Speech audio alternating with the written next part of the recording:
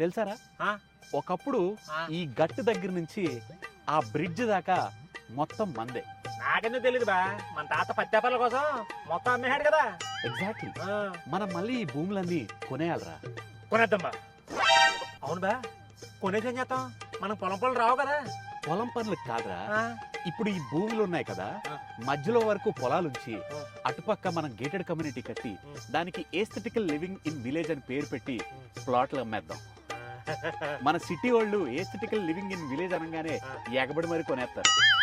Super idea బా, urgent implement చేద్దాం, లేకపోతే మళ్ళీ మన ఎవరైనా కాపీ కొట్టేస్తారు. నిజమేరా. అర్జెంట్ గా ఈ పొలాలు ఎవరో కనుక్కుని సాయంత్రం మీటింగ్ అరేంజ్. ఎవర్రా వీళ్ళు బాగా బలిసిన వాళ్ళ బలిసిన వాళ్ళ బొక్క వీళ్ళు మనకన్నా పెద్ద డబ్బరా వీళ్ళరా. ప్రతి పండగకి వచ్చి బాగా దొబ్బి తినేసి ఇక్కడికి వచ్చి ఆ మూల నుంచి ఈ మూల వరకు మంది అని చెప్పి అదేదో అంటారు ఇంగ్లీష్ లోని ఎస్థెటిక్ లివింగ్ అదేదో అంటారు. ఇంగ్లీష్ మనకు పెద్దగా అర్థం కాదు కదా.